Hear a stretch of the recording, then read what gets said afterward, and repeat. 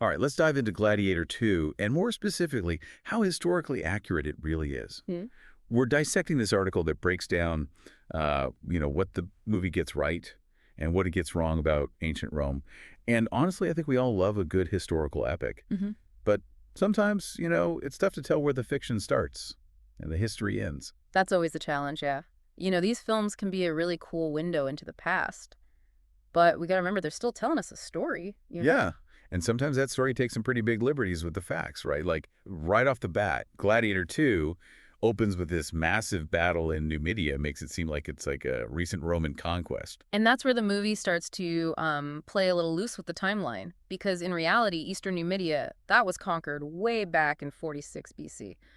So long before the movie's even set. Wow, so we're talking centuries off here. Why would they make a change like that? Well, you got to think about it from like a storytelling perspective, Nah. by making it feel like a recent conquest. The movie creates this sense of Rome's ongoing expansion and power. It adds that element of immediacy and danger to the story. So it's more exciting for the viewer, but Yeah. it sacrifices historical accuracy in the process. Yeah, exactly. And that's a recurring theme we'll see as we keep going. These filmmakers, they often prioritize, dramatic effect over historical fidelity. Interesting. Okay, so moving on to another historical twist. The movie shows the emperors Geta and Caracalla as twins, both ruthless, both hungry for power. Right, and while the movie gets the bad emperor part right, they weren't actually twins. Ghetto was born in 189 AD, Yeah. and Caracalla just a year earlier, 188. Oh, okay, so not twins, but still a recipe for disaster, it seems. Our source mentions their reign was full of tension, ultimately ending in fratricide. Can you imagine that family dinner?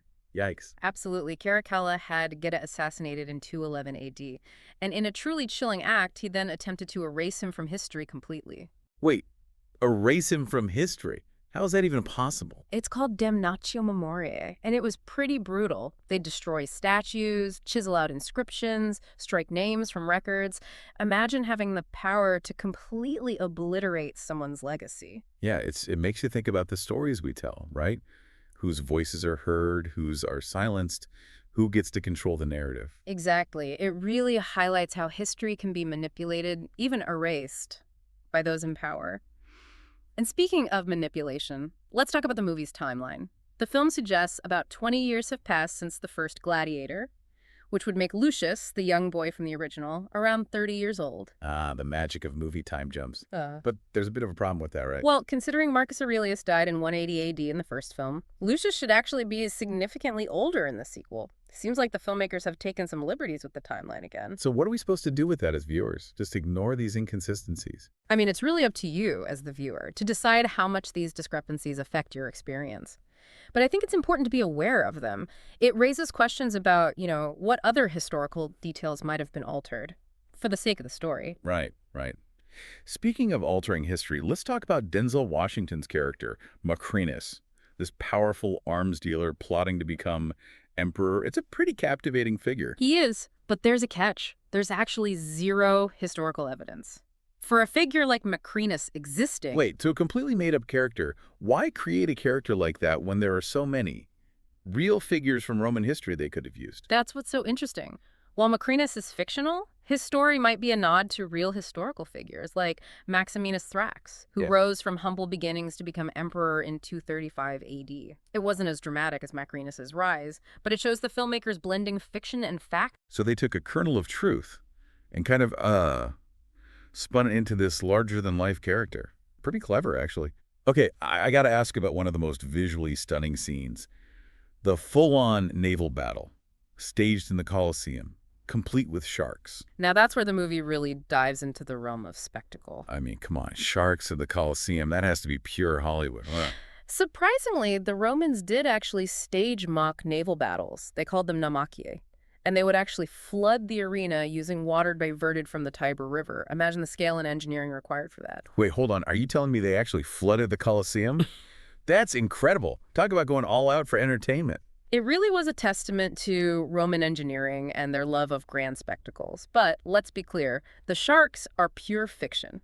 Yeah, I had a feeling about those sharks. What's the main reason why that wouldn't work? Well, sharks need salt water to survive, and the water from the Tiber, that would have been fresh water. Plus, the logistics of even capturing and transporting sharks during that time, it would have been a nightmare. So, no sharks. But the fact that they even attempted to stage a naval battle inside the Colosseum, that's mind-blowing. Okay, one more detail I had to chuckle at. There's a scene with a Roman senator enjoying a cup of coffee and reading a newspaper. Ah, yes, the classic Hollywood anachronism. Coffee and newspapers weren't exactly common in ancient Rome. Exactly. It's a funny little detail, but it reminds us how modern ideas can sometimes sneak into our perceptions of the past. The Romans did have daily news, but it came in the form of public announcements called acta diurna, posted in prominent locations, not, newspapers delivered to your doorstep. So, no morning paper with a latte for our Roman senator. But what would they have been drinking instead? It's impossible to say for sure, but it might have been a herbal infusion, like a type of tea, or perhaps mulsum, a popular Roman drink made with wine and honey. Now, that's a detail I'd love to see in a movie. It gives you a glimpse into everyday life, beyond the epic battles and political intrigue. It's those little details that can really bring the past to life. Absolutely.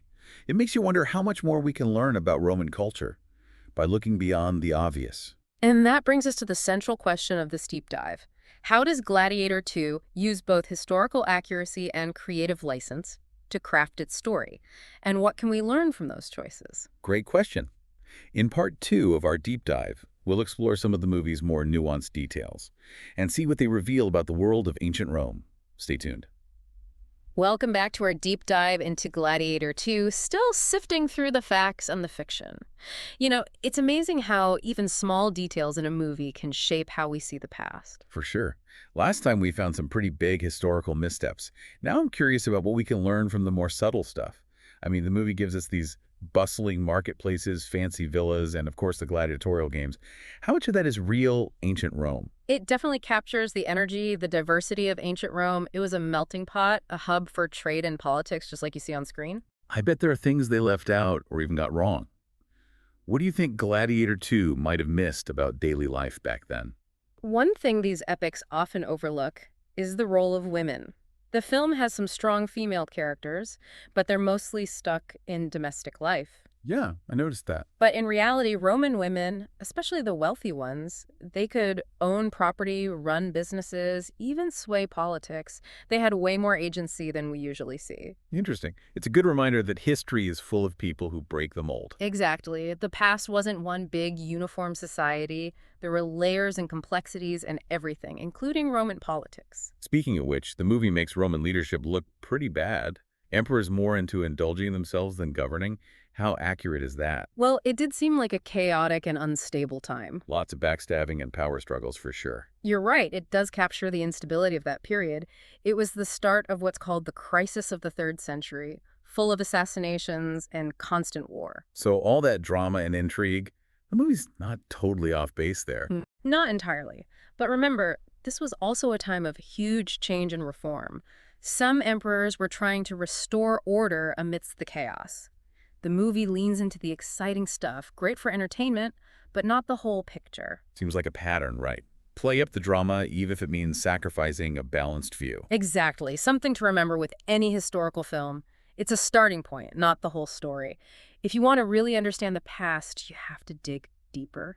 Okay, let's dig into those gladiatorial games. The movie makes them look like the ultimate Roman entertainment, all violence and spectacle. How true is that? Oh, those scenes were intense. You really felt the danger, the brutality. But were they really just about bloodthirsty entertainment? They were a huge part of Roman culture, for sure. But they were more than just entertainment. They were tied to religion, social status, even politics. Imagine a way for emperors to flaunt their power, appease the gods, and win over the people. So more than just a gruesome show. Absolutely. The games were complex, with many layers of meaning. They could inspire awe and horror at the same time. This is starting to feel like peeling back layers of an onion. The more you look, the more you realize how much more there is. That's a great way to put it. That's what makes studying history so cool. It's not about memorizing facts, it's about grappling with complexity, challenging what you thought you knew. Speaking of complexity, what details about the movie's accuracy did you find most interesting or even surprising? I was actually impressed by how much attention they paid to some aspects of Roman culture. Like the costumes and set designs, they were really well researched. The fashions, the architecture, all accurate to the time. Even little things like the types of pottery and weapons, historically on point. So careful with some details, looser with others, almost like we'll get the big picture right, but we'll tweak some things for excitement. That's a great observation, and it brings up a really important question. Does being historically accurate always make a good story?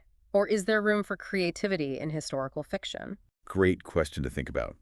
And one we'll keep exploring in our last part.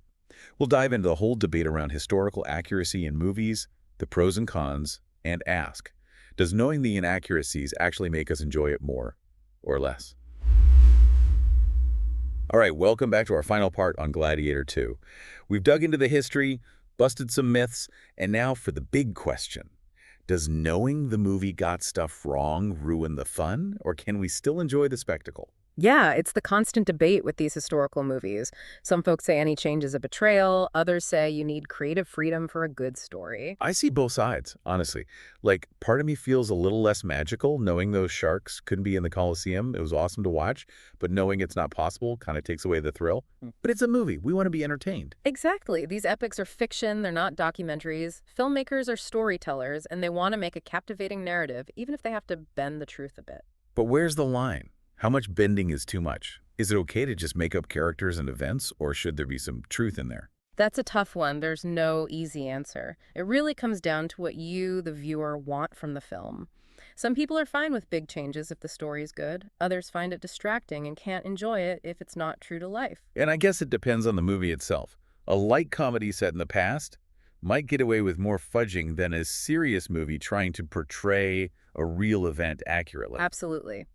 Genre and tone matter. You expect a silly comedy to be more loose with history than a drama about, say, the fall of the Roman Republic. You know, and I was thinking maybe knowing the inaccuracies can actually make the movie more interesting. It makes you want to learn more about the real history and do your own research. Totally.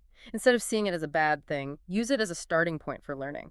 Ask questions, challenge what you thought you knew, and dive into the complexity of the past. So instead of getting hung up on what Gladiator 2 got wrong, use those inaccuracies as a launch pad for your own historical journey. Who knows what you might discover? That's the real value of historical fiction, even if it's not perfectly accurate. It sparks our imagination, makes us curious, and can lead us down unexpected paths of discovery. This whole conversation has been so insightful. We've debunked some myths, explored Roman history, and even debated the whole accuracy in movies thing. It's been a great deep dive, and I hope you, listening, have a new understanding of how historical storytelling works, the good and the bad. Before we go, any last words of wisdom for those of us about to watch Gladiator 2 or any historical movie? Watch with a critical eye, but don't lose that sense of wonder. Enjoy the story, but don't be afraid to ask questions and do your own digging. History is vast, it's fascinating, there's always something new to learn. Well said. Thanks for joining us on this deep dive into Gladiator 2 and its historical accuracy. Until next time, keep questioning, keep learning, and keep exploring the fascinating world of history.